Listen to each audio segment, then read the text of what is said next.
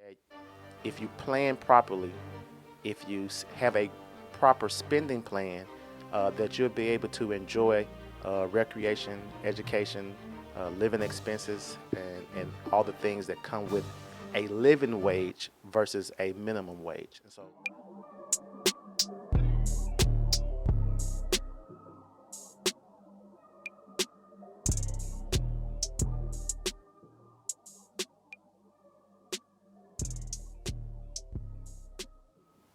Thank you so much for joining his wife, her husband. I am Shamika, his wife, and I am Patrick, her husband, and on this channel we help you build and sustain your from marriage. a biblical perspective. On today's episode, one take, Jake. On today's episode, we decided, or my wife really decided, to revisit the finance. Or more so, continue the conversation on it. Yeah. Right, it's the same thing. Okay. So, and so, um, I think. Well, tell them why. Tell them why you decided. I'll let you do that. I'm gonna speak for Okay. It's interesting you did that and we didn't talk about it, but I just took some notes and I was just reflecting on, first of all, you think about marriage. I think that a lot of times we say the word, don't really know what it means or what all it entails. you. But it's a covenant agreement. It is an agreement to be one. And so if you're experiencing unequalness, you're not one, then that's an automatic frustration. And again, piggybacking on what we shared last week, finances is oftentimes one of the areas where the spouses may not see eye to eye or they are not walking or living in one accord. So they're just existing, just getting by, just going through, and they are not, or we are not experiencing oneness in the area of finances. And so I believe that it's interesting. Patrick and I had an opportunity to attend a a seminar on trauma Mm-hmm. in the church and just trauma in life. Right. And so it got me to thinking about that we experience traumas in marriages. And so a lot of times we just kind of, again, we just learn to go ahead and just get by and just go along with it without addressing those traumatic experiences that maybe we have experienced within our marriage. And so in a way, marriages are suffering because we are silent and we keep in secret those things that we are suffering with. Mm-hmm. And so, again, finances is one of those areas. And so, we are here to help bring some recovery, to bring marital recovery, to bring unity, and to help you build and sustain your marriage Right. through, again, financial stability. That it is available and that it can happen for you and for us once we make the decision to face it head on, to say, listen, we want to have victory and freedom in this area, and so help us to get it done. So what we decided, or what I thought she was gonna say, because she didn't say exactly what she said, Oh, sorry. was coming up to give you all some solutions, or to reiterate some solutions that we said last week. And so, she was saying, I think we should go back over. I wanted to move forward Oh, and move with the other thing, but for whatever reason, she really felt like we didn't give enough solutions, or I guess maybe we could have given more clarity on some solutions financially, for you guys. Now, before I say that, we are not financial advisors. We cannot tell you to buy, sell, or hold stock or anything. We can't give you, we're not, was it fiduciary? We're not licensed, but we can give you some coaching that I think will help you all move forward. If you want investing advice, I ask you to go to your local, find a financial advisors in your community and seek financial advice. But we will and give you you some good information that I think that could help you out. and you can find a advisor usually at one at a bank or somewhere like that. Yeah, right. You can, but my suggestion would be to find someone who can maneuver a little bit more than the bank, because But typically that's a place you can sometimes. start. I guess my thing is that like that's a start if you at least get some information, right? So Like you're they have. saying right, like you're asking me a question. So I'm saying Google it, like Google Oh, okay. financial advisors in your neighborhood or in your city, Area. because kind of like you have. I'm speaking from a life insurance perspective. I'm a life insurance agent as well. You have captive agents, then you have non-captive agents. Mm-hmm. So I think in the bank they may have products that are, I don't know. They may have products that are specifically for that they have partnership with that particular bank. Yeah. As a financial advisor who probably can give you a little bit more advice, I think. So I don't Yeah. know. I guess you could start at the bank. Again, we just a lot of times, uh, I am the type that I hear, or we a lot of times we hear certain things, but it's like, where do I go to do Right. that? It's like that's not helping me. Like, okay, a financial advisor. It's not like you can just pick it up from the local grocery store. So where would I go to look? Start with Google. So I like how you said that. So yeah, so search it out. That is another thing that is a good point to bring up. At this point, we living in a day and time where there is absolutely no excuse to remain in ignorance. Right. So if you really want to know, you really want to search and seek it out, you really can find it out. So yeah.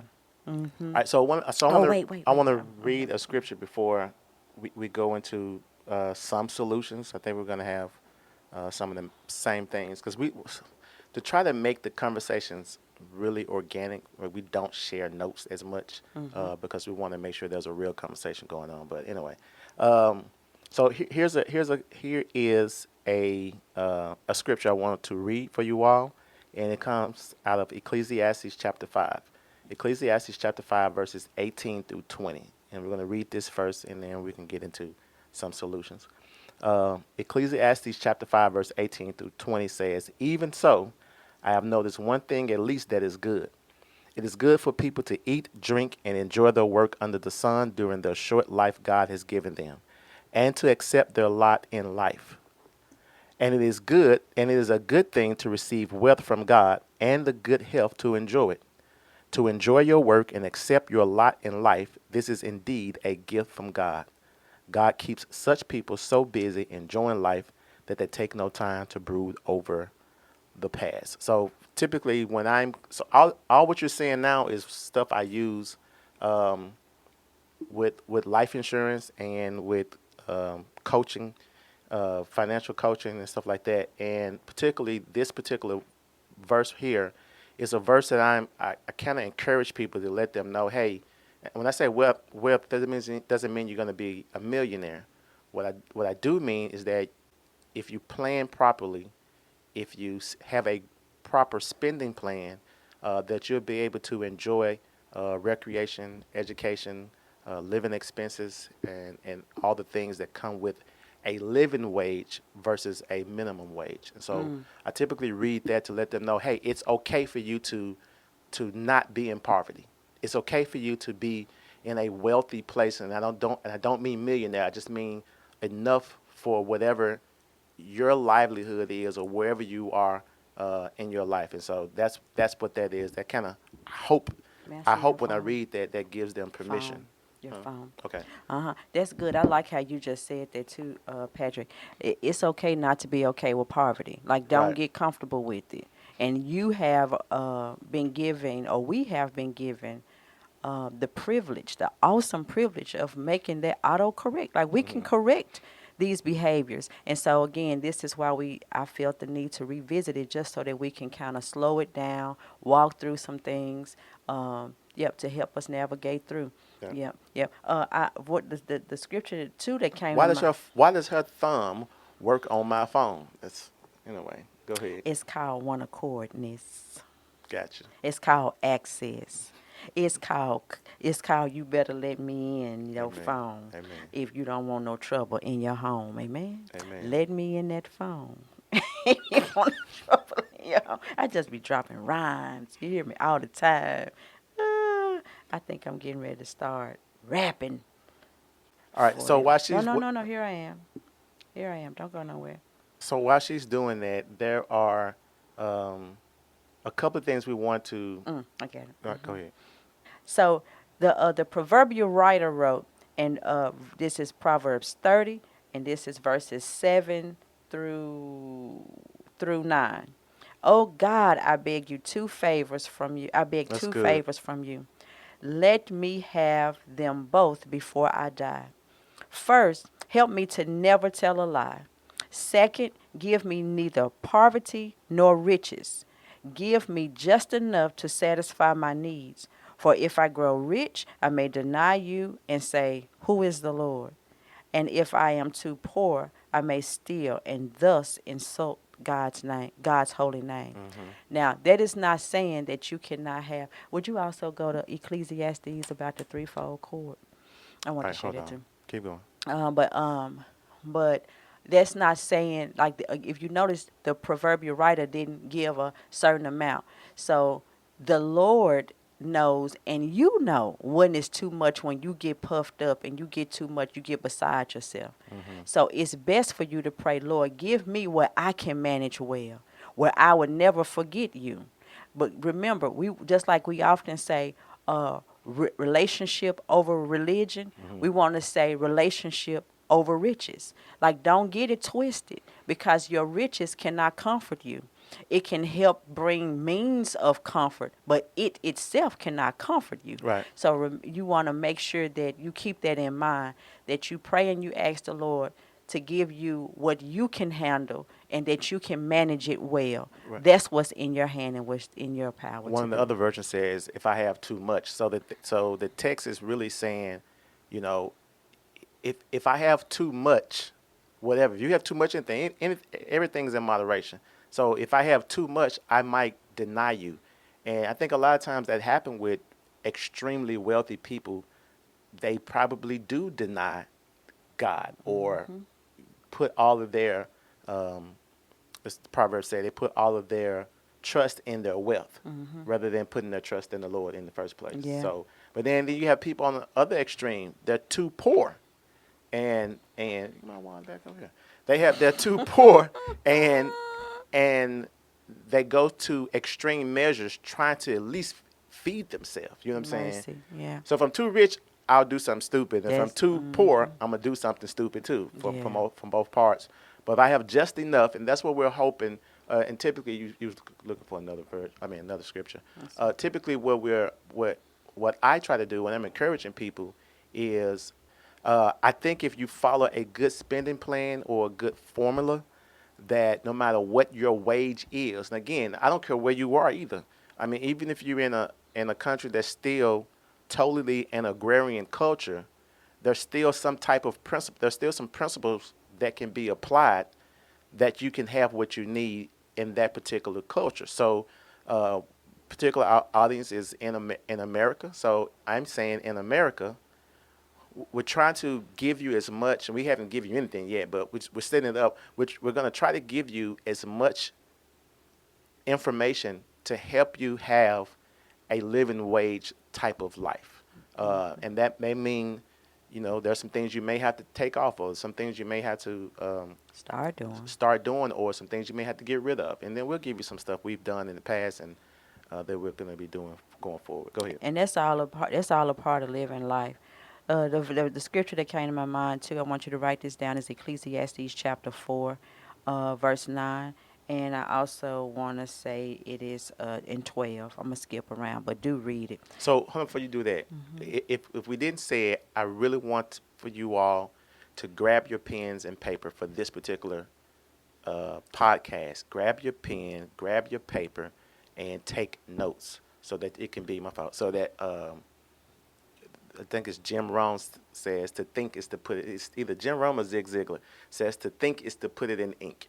And so we know thoughts really crystallize more in your heart when not type it, not text it. When you actually get a pen and the paper, and you let the ink do what it does, and I think it crystallizes a little bit more in your heart when you do that. Hmm. All right. It say this again. Ecclesiastes chapter 4, verse 9. Two people are better than one, for they can help each other succeed. They're going back to that being together. That one is something about companionship. When you Hmm. on one accord, because just because you can be together, but if your mindsets are in two different places, That's good. that can be a sign of being alone or being, not together. Yeah. All right, and then you got verse 12. It say, a person standing alone can be attacked and defeated, but two can stand back to back and conquer. Three are even better, For a triple braided cord is not easily broken. Mm-hmm. And so that's one of Patrick and our marriage scriptures, and that is he and I together. And then we have the Lord with us. Talk about a triple threat. It is not easily broken, Right. because he is that main string. He is that cord that's tying us together. And so, yeah, and I would like for you to take time to meditate and reflect on this scripture for your marriage as well. Yeah. To invite the Spirit of the living God in your marriage to help you to overcome whatever it is that you may be experiencing defeat in, so that you can experience victory in those places where you're strong, that you don't think that you got there on your own. He gave you the power to experience that mountaintop victory as well. I mean, you go ahead. Oh no, well, okay. So one of the things that I did want, that I remember we brought up was about budgeting, Mm-hmm. and so when it comes to budget, I hate the word, but that's just a pet peeve of mine. okay. I don't. So budget sounds like and it could be just you know preference. Mm-hmm. But I see that right now. So we're talking. See how we're talking, and we're engaging because we have difference, whatever. I like spending plan Okay. because I think sometimes I think psychologically when people hear budget, It they cringes. automatically think restriction. Mm-hmm. Spending plan says, hey, all the money you bring in, it's going out. Where do you want it to go out, or where can we send it out? It's kind of like I don't like the word issues or problems. I like opportunity for improvement. You know That's what I'm saying? good. That's So that's good. just me. That's all. All I mean, right. you can say what you So want to say.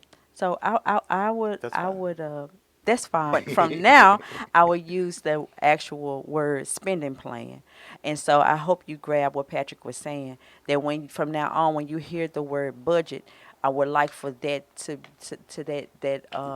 that barrier to now be broken down, that you know that basically all a budget is a spending plan.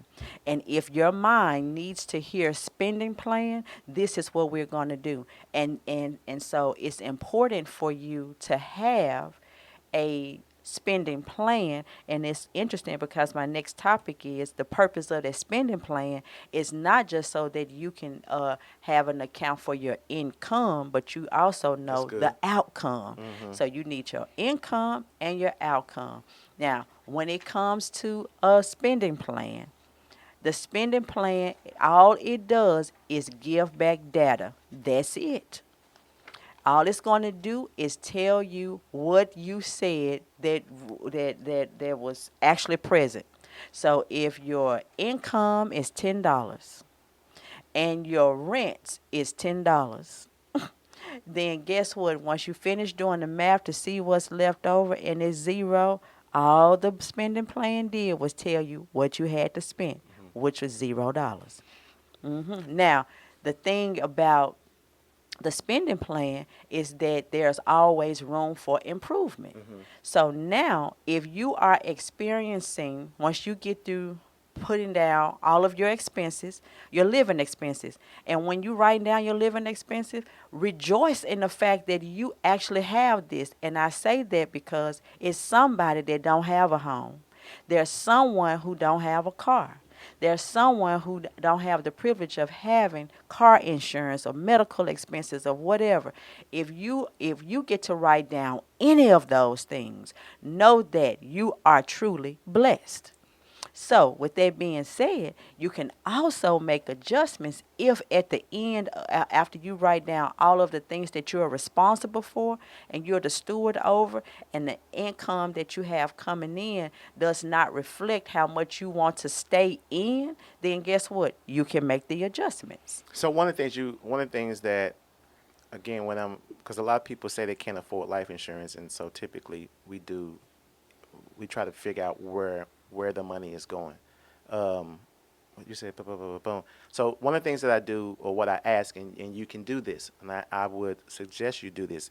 You can go forward, writing down, get your small notebook, and write down everything that you spend your money on, So that would be regardless of where it tracking, is. track So your wherever finances. you're spending your money on, make sure you put that down. Or you can go backwards 3 months. And you can look at your bank account Because typically most of us use credit cards or debit cards. Most of us use debit cards rather than cash. And you look back in the past 3 months and find those problem areas where you've spent too much money. Now, there are certain areas or certain sections are called non-negotiable. So non-negotiable, these are things that you have to spend money on every month. That would be rent, mortgage, utilities, uh, home insurance, renter's insurance, gas, car insurance, groceries, life insurance. You may have student loans, child support. Internet is kind of a so student loans, child support, and internet. That's in the blue section. Meaning, yeah, it is, but it's really not. We can probably figure out a way. Then you have your red section. So the red section is if you're writing this down, you're writing what Shamika said, all your expenses down. The red section is where we want to at least limit. We want to eliminate or cut in half. So you would have a car note, credit card, cell phone, home phone, restaurant, hairstyles, haircuts, nails, uh, fast food, cable, entertainment, meaning Netflix, Hulu, movies, Restricted concerts. devices, If you streaming have those devices. things and they're coming out of your bank account every month, you want to look at that. The last I read, starting at car note, those are things that you may want to either cut in half or you want to get rid of. But you can't know where the money is going unless you're actually Have a writing plan. down or Hmm. tracking where your spending is going. So there are a lot of people who make good money and they still don't track their money. They don't track where they're spending their money because they still have money left over. Well, you're still not being a good steward because you could have more money to do more good with, but because you're not being a good steward, yeah, you make $100,000, but But when you you still look at it, being wasteful. you're spending 100,000. So you're Yeah. still not being a good steward. So the very first thing to helping you create the spending plan that Shamika talked about was track where the money is going. Track where the money is going. Okay, so are you saying, make sure I get Mhm. a good understanding. So you're saying that it would be wise to track forward or backtrack where your finances have been spent, Mhm. so then we can go into the spending plan. Is that correct? Right. So Mm-hmm. whichever one is easier for you, and wherever you find yourself, like if you're in an extremely bad bond, then you probably can't bind. You probably can't do the 3 months going forward. Uh-huh. Because yeah, yeah, Tracking yeah. because I'm in a bad situation now. So you may have to print out what you spent your money on in the past 3 months and then underline those things. Now these are things I've done with people. And you go through and you see Lenny's and you see Chick-fil-A and you see, you know, other all these fast food restaurants and all these what do you call it? People I with the don't know. coffee people, and you like, okay, man, I realize I eat I, s- my yeah, yeah, my yeah. eat my I eat my gifts. And you're trying to figure out why I don't have enough money to do whatever. If Mm-hmm. you track where it's going, you Oh, can figure mm-hmm. that out. Or where it's been. Where it's That's yeah. good. That's good, Patrick. Because I think a lot of times, and my mind is like going Go really ahead. fast, but this would be a perfect time for you to stop to do a print off, of your spending, especially if you use your debit card or your credit spending, your debit. Get your financial statement because we just entered into a new season, so you can see where the money went from the past January, February, March, March. That's and true. so then going forward, you can prepare for spring and summer as to the best of your ability, and then you'll be prepared for Hmm. the next fall. And this is something that the couples should do together. Oh yeah, I'm glad you brought You know that what I'm up. saying? Like Mm-hmm. this is not, well, he handled the finances. Well, yeah, but you need to know what's going on. And Know the affairs. right.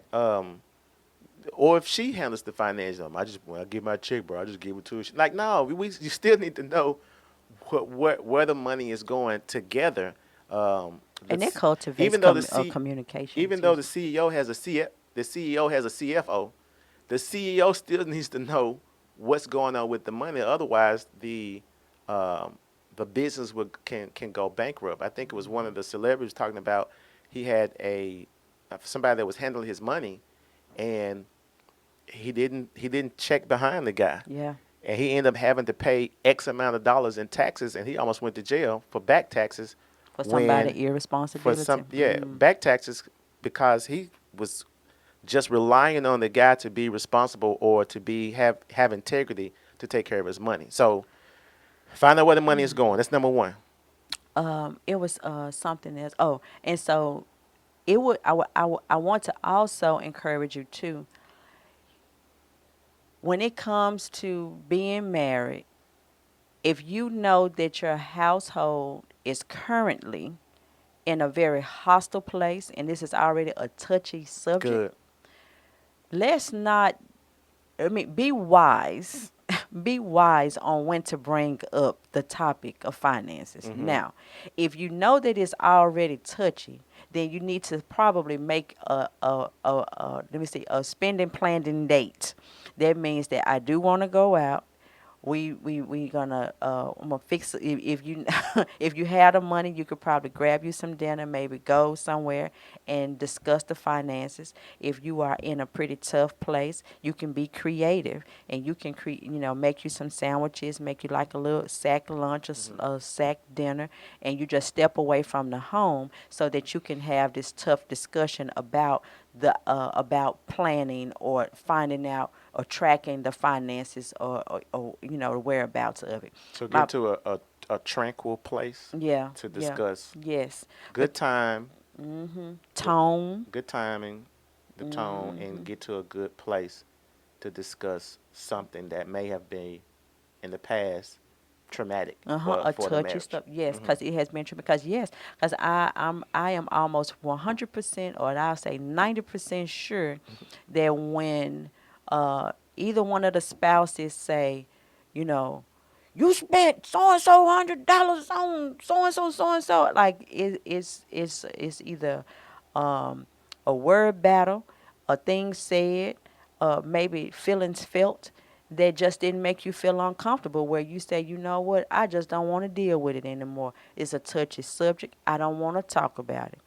Um, But it's a good point, because that may be a question is that some people may be asking. Like, I want to do this, but when me and my spouse have this conversation, it gets violent or it gets ugly. ugly. Yeah. So how do I, because there may be one part of the marriage that's listening to this and the other part isn't. Yeah. You know what I'm saying? Yeah.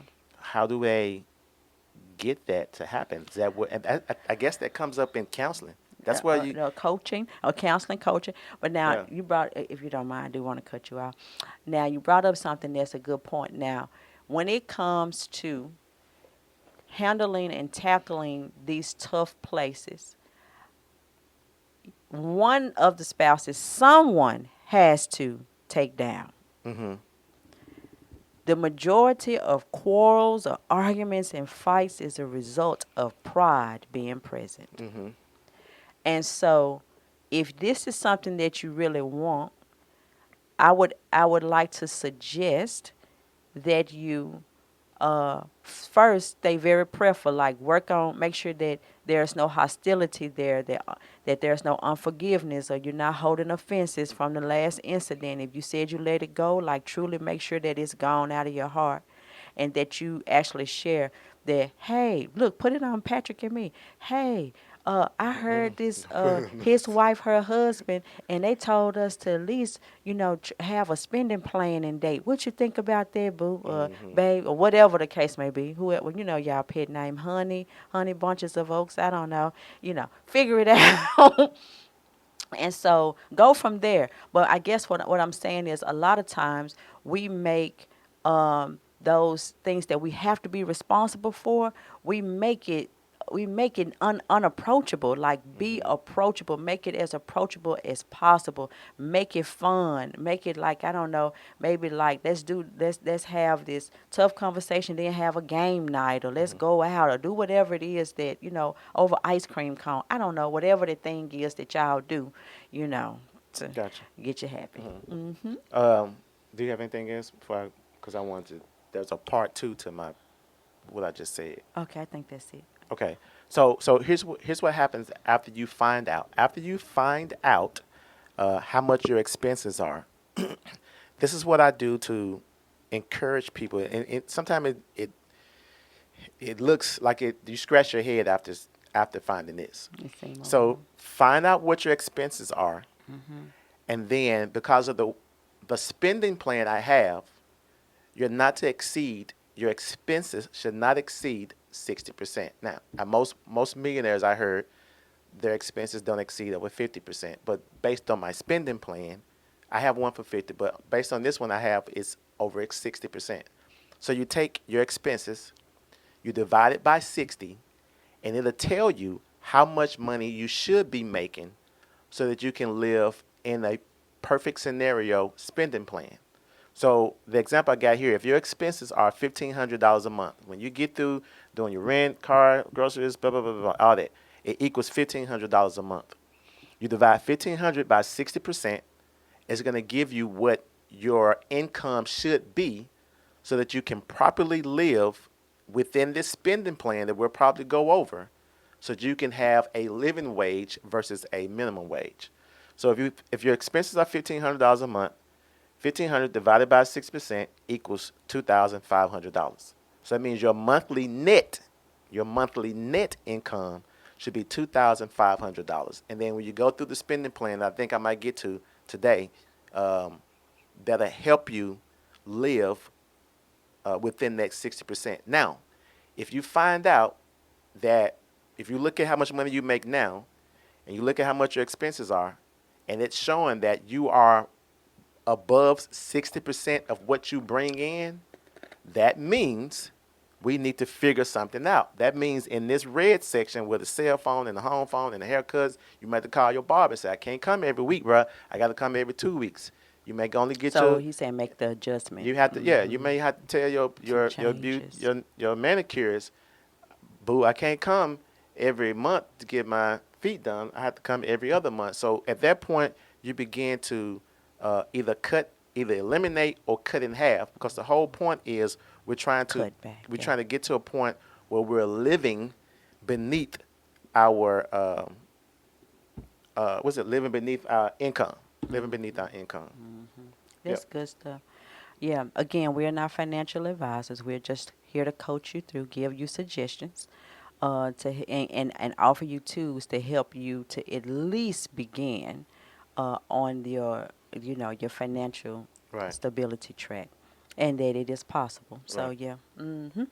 I don't have anything else. Okay, so here's another thing. So that's one thing. So that's probably the first part. That's going to be the most tedious part, figuring out where your money is going. That's the most tedious part.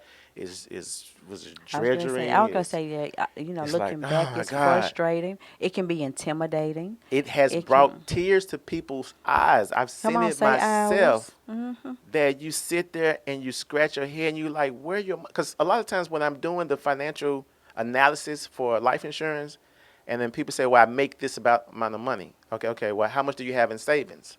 And the reason why we ask for that, for people to know, the reason why we ask for that, because we can subtract that from what you may need in terms of life insurance.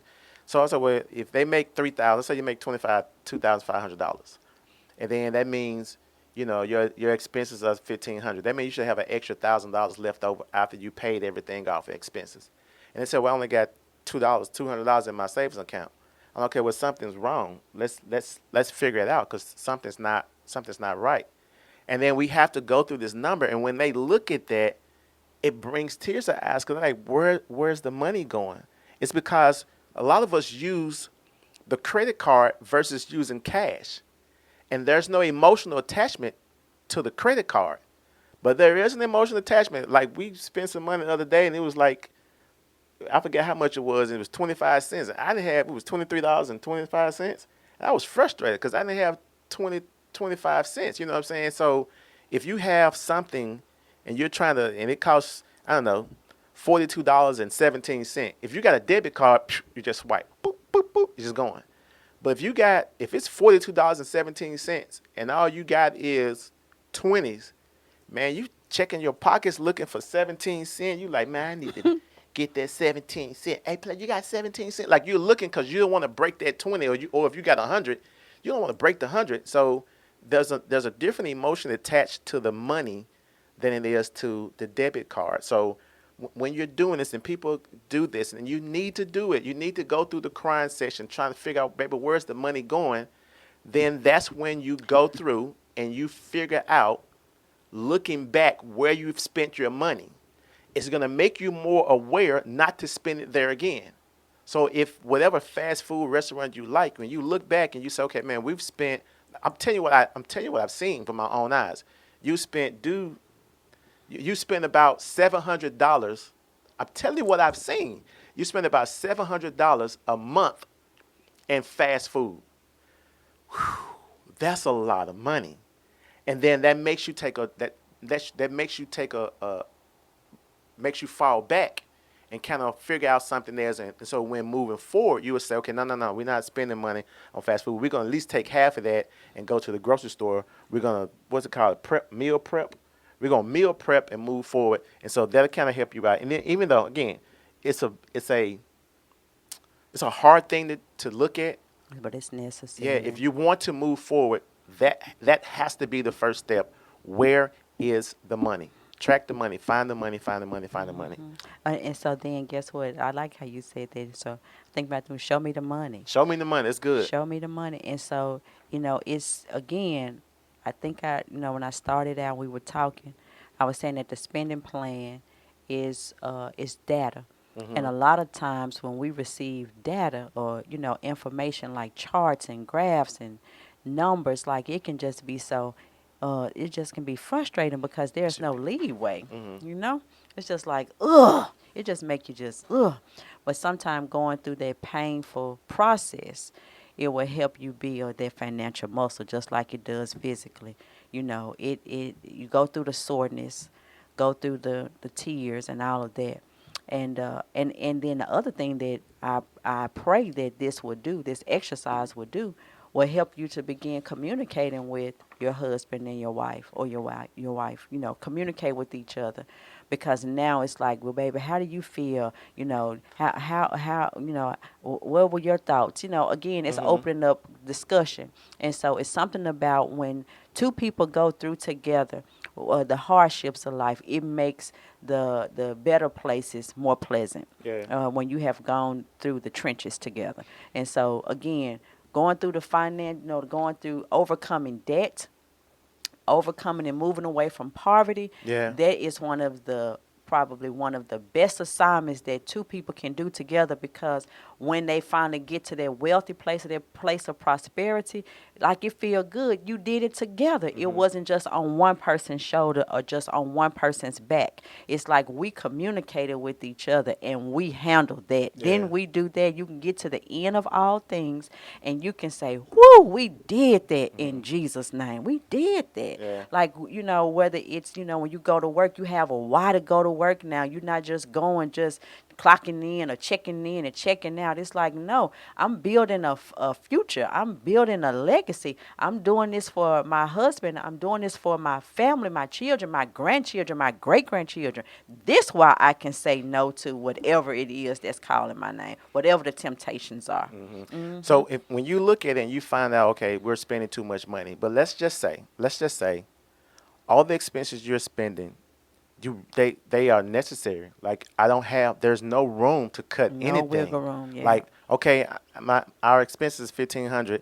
I'm only making, $1,600.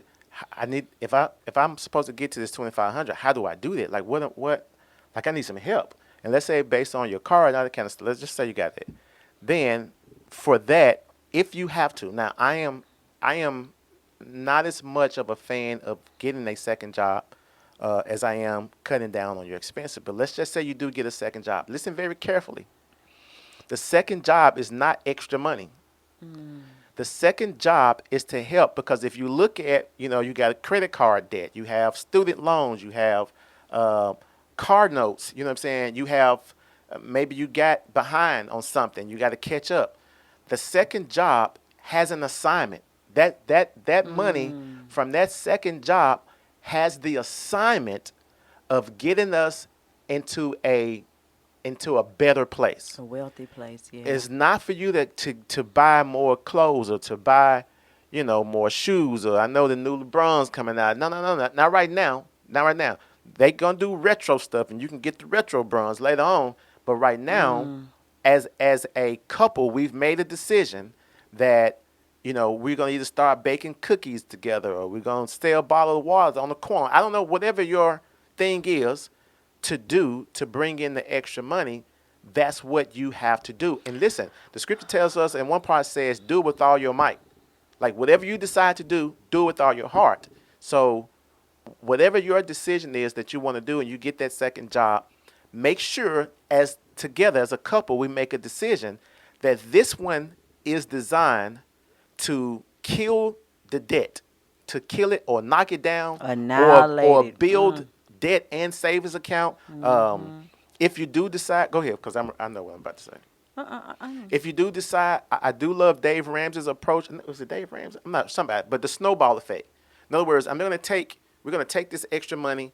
X amount is gonna go to, all of it. We're gonna start with the lowest one. That's the one we're trying to knock out the most. So, you split. If you could do minimum payments on everything, but this small one, we're gonna put most of the money on that one. Well, once you knock that out, then you take that money that you were spending on that small one, and you're gonna take one to the one that's a little bit larger, with the minimum amount that goes with it as well. And then you're going to take all of that and you just begin to build that up. So by the time, let's say you were spending $25, $25, $25, let me see, $10, 25, 25, 25. That's what your debt was. Well, you knock the $10 out, so you're going to add that $10 with the one you're paying 25. So now you're paying $35 on that one. All right, you're going to knock that one out. Then you take that 35, you put it with the 25, and now that's $60. Then you knock that out. Then you take the $60, put it with the 25, and then that's what, 85, and then you can knock that out. And so that becomes a way to kill that debt. But the extra money is for that. That's what you all decided. That's what you all came to an agreement with. And every month you look again at your account And readjust. and readjust if necessary. And if not, man, keep it going. And if there's one person that's not going to You be, sound so Memphis. and if there's one person that's not going to be working, that person that's at home, make sure when that spouse that went out comes back, make sure that there's a pleasant place for them to come home to. Facts. So that they understand that going out is not so difficult. Like they can stay focused on the plan. Cause now this is for my baby. She told me, when she, like whatever that is, or whoever it is, and she might be the one to go. I don't know, but whatever that is, whichever one you figure out, that's gonna go to help because there's not enough money there. I realize this is where we need to be spending. This is what we need based on our budget. We can't adjust any things that we're spending the money on. This is how much money we need to make. Okay, what can we do? Thinking the book Rich Dad Poor Dad says, never say I can't afford. I always say, how can I afford? When you ask your mind, how can I afford it legally? How can I afford it? The mind begins to become creative on things to do. Yep, it's something about. I had a little saying. I had another bar, but it's like us getting through. I like how you brought up about making sure that it's pleasant, and it's something about again having that plan. You know where each of the, where the finances are being assigned to. Then guess what? You can help get through, and you can be pleasant because when Patrick is out, he's out focusing in on sticking to the plan and making sure that that life is better for us. Right. And again, we have met couples and have been that couple where we had to figure it out together. And so, not to make this about us, but we do want to share, real life stories that we have had to do so that you can know that we had to do what we had to do to get through as well. Like we are all human and we all we experiencing a human experience. But anyway, Patrick and I had to do Uber Eats together. We had to figure it out. Why? Because our businesses started slowing down and the finances still needed to come through because the expenses were still there. We had children that were in high school and college. They had needs, and we did not want them to feel obligated to have to work. We wanted them to focus in on their education. Now, our children are the type of children that are not afraid of working and getting that education, and we're grateful for that. Hmm. But by the same token, we want to make sure that we had what was needed in order to help get us through. And so we had to Uber Eats together, and that came through when we needed it to. Then when that assignment was up, it lifted up. Right. So what am I saying? As a couple, you decide, you work through that, but the spending plan is what helps you to decide what needs to be done. If it is starting maybe a business venture or endeavor, baking cookies, cakes, selling water, as Patrick said, or maybe going to an actual store to, going to an actual company or business to pick up another business, or whatever the case may be. You are able to better decide what to do, and why you're doing it and what you're doing it for. Right. Another thing she mentioned Oh, I about forgot. um, things. So here again, we don't live in a perfect world. Hmm. So things may happen that knock you off, your plan or your Off track. tracking. Yeah. You know what I'm saying? So when that happens, just kind of like so the Bible tells us to go to the ant and learn from the ant. The ant Mm. never when you kick an ant hill, don't go kick an ant hill. But when you kick an ant hill, the ants don't sit and sulk and they got to get back to work because winter is coming. And Mm. so even when you get knocked off, you off track or off your plan, recover. That's why we're having the meetings every month or every 3 months, whichever one works for you. So you can figure, okay, where do we get off? Okay, we got off because Keisha had a birthday and we really wanted to do something for Keisha's birthday. Blah blah blah. Okay, cool, cool, cool. Okay, how many birthdays we got coming up? Okay, nobody has a birthday. Keith don't have one, but Keisha will be graduating. Okay, so you kind of have that conversation because you forgot that Keisha got to get her teeth pulled. You know what I'm saying? Because whatever, she ate too much candy when but anyway, whatever it is. So things happen. You were driving down the street and the tire busts. Oh my God, we got to do, all right, whatever that is, you figure it out. And then you call the people you owe. Hey, this is what I'm dealing with. This is Let what I'm them working know. with. This is what I can do. Can you work with me? I think people, when you're in debt to them and you make that initial phone call rather than them calling you, they're a little bit more lenient about working with you than not Because you working were with you. Make proactive. that tough phone call. So when you get off, have the conversation, get back on track because you can see it's working and begin to work again. I love that. Yeah, I would say sometimes you had to make that tough phone call, just Mhm. like you had to have that tough meeting with your spouse. That I don't like I don't like what's going on, or I like this feeling, but I want to make sure I know where we're going. Mhm. You want to talk about talk about it. Oh, wait a minute, before you jump into it, Patrick also mentioned about making sure that that that it's pleasant for the person that goes out. It's something about when you have a plan, it gives you kind of like it helps you to be able to set the vibe of the home. It's kind of like you're not just wasting. You're not in a place of unknowing. You kind of know, but it also helps you. Let me go back. It would be wise for you to make sure that you have a pleasant attitude Yeah. during this process, Yeah. because It's it tough is enough. it's already tough and hard. Just having to go out in the world and deal with all that we have to deal with. The least thing that we can do is say that I'm here with you, baby. Like, it's okay to reassure your spouse, even though you said I do on your actual wedding day. It's okay to reassure them that you still do. Right. So what can I say? Blah, blah, blah, blah, blah, blah, blah. Oh, so then we have. Let me see, how long is it? 45 minutes. We may do a part three. I need you to come back because it would depend on how I explain it. So Stop. the 60%. Stop. No, no, hold on. The 60%. How we get to the 60%? The 60%. The way I got to that is that there's a rule I call the rule of 10, 10, 20. The rule of 10, 10, 20. And it kind of explains how the money should be divvied up. Is that the right word? I think so. That sound good? And then you have a 52-week challenge.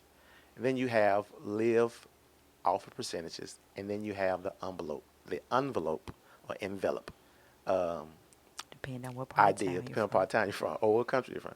Then you have the envelope method as well. So all of those are methods that we're going to share next week.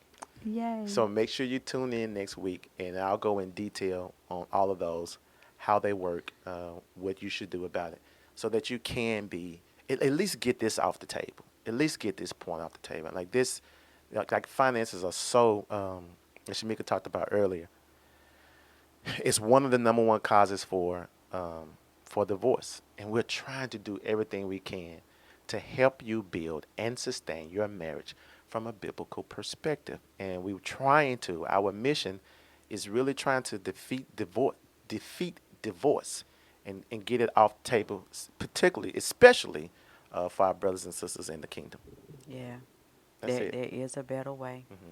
And we can get through it one day at a time, one tough topic at a time. Yeah. We can do that. All right, so make sure you come back next week, whether you are on YouTube or you are on our um, Podcast. podcast. We're on Anchor, Podcast community. Spotify, and now we're on Google Play. So if you're in those platforms, make sure you join us, and we'll look forward to seeing you next week. If you know anyone that needs a little coaching, or if just encouragement, please take time to share this with them. You never know who's going through, but we do know this: if we know someone that's married, they're gonna need help. I Right. mean, we want to build a marriage community that we have each other's back, and we can help as much as we can. Yeah, and I think this plan works for anyone, whether you are struggling or whether you are, doing well. I think it helps out. So far, so good, Hmm. in those who have been coached. Yep. Amen. Yep. All right, we love you guys. Take care, and we'll see you in God the next video. bless. Bye bye.